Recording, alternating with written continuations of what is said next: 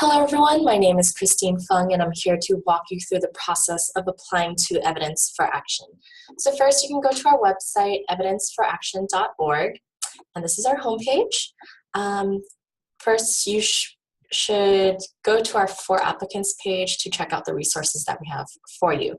So we highly encourage you to read our call for proposals before applying.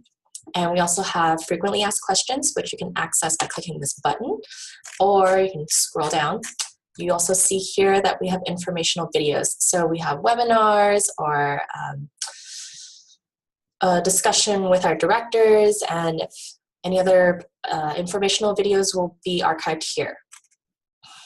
And you can also click apply for a grant from here. But also we have been asked before for examples of projects that we funded. So you can find that under About Us and Grantees. On this page, we have all our grantees listed. Here you can see their titles, what organization they're from, who the principal investigators are, and what work they're doing, how much they were rewarded, and how long their grant is, as well as when their grant started. Now on to applying. So you can go back to the home page, and then on this green bar here, here you can see FAQs, call for proposals, and right here, click apply for a grant. So that'll take you to this page, and then you can click apply online. So if you've registered with MyRWJF before, you just enter in your login information, click sign in. Otherwise, you will need to register. So I'll enter in my information.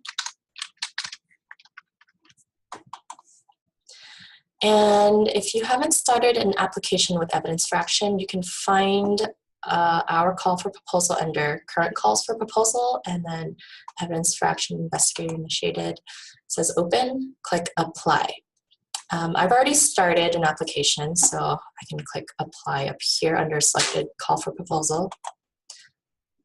Now I've already started one letter. You can have more than one application, so you can have more than one letter, but I just have one. And these are all the sections of your application. So you will need to complete all the sections before you can submit. First section is eligibility criteria.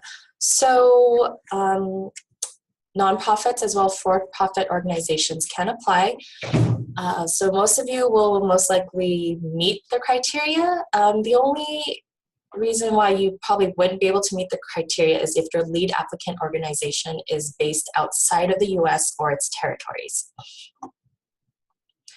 So once you've answered that, save, and then go on to applicant organization and tax verification.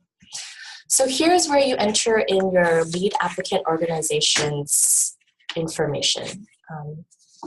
Organization, address, other information. And under tax verification, enter in your information. And if you answer to being tax exempt is yes, then your answer to being a private foundation right here is no. Your answer can also be no to both questions, but it can't be yes to both questions. So once you save that section, you can go on to key contacts. Now here's where you enter in your principal investigator's information. And your principal investigator does not need to be from the same organization as your lead applicant organization. Enter in your information, and if there's a co-principal investigator, you can enter their information here. And if you have a third co-principal investigator, you can enter in their information here. But it's more important that you describe your third co-principal investigator, as well as other relevant research members in the LOI. Save, and then go to project summary. So here you enter in the title, budget, proposed start date, and how many months you anticipate your project going on for. So in the requested amount, we ask that you round up to the nearest 100. So if you're requesting $100,456, you would round it to $100,500. And then provide a summary, basically, right here in the statement of impact. If you are conducting research that is time sensitive, indicate that at the very end down here. This will alert us of your need for an expeditious review timeline. And then save, and then we go on to applicant questions. You should stay and save, but I'm going to not do that. Here then you answer questions for the principal investigator. And then if you found out about us from our social media venues such as Twitter, Facebook, Medium, LinkedIn, indicate that here. We don't have them as options. Save, and then you go on to the letter of intent. So first you download the template by clicking on this link right here under templates.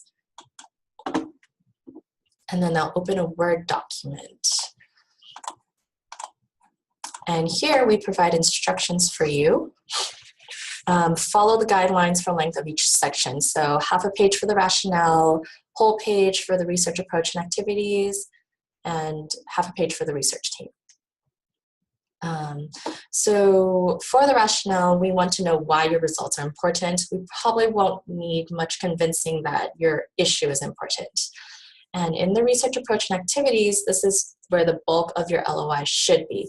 So here you'll demonstrate how your research is innovative or game-changing or rigorous, all of it maybe. And then for the research team, we want to know about additional expertise, skills, unique partnerships that your team possesses. It's not a place for just a summary of your CV or resume. And there's where you describe your third co-PI or fifth co-PI. And then after that, but please note that you should be creating this LOI with 11-point Arial font in black type and single-spaced, 1-inch margins on all sides. And once you've completed those instructions, delete this whole block here within the box. So here we have identifying information. You need to complete that here, delete that once you typed it in. And this information goes at the very top of your LOI. So it must be included with your LOI.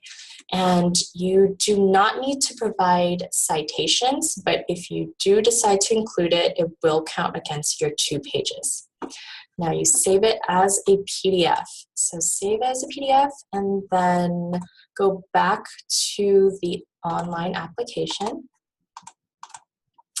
and click Upload Document. Browse and then Upload. So after that, save your section and then go to CV, resume, and bio sketches. So here, you can upload a separate CV, resume, bio sketch for the principal investigator and 1 other key project staff, if applicable. You can use National Institutes of Health, NIH, or National Science Foundation, NSF bio sketch, as well as a general resume or CV. Any format is acceptable, but it must be uploaded as a PDF.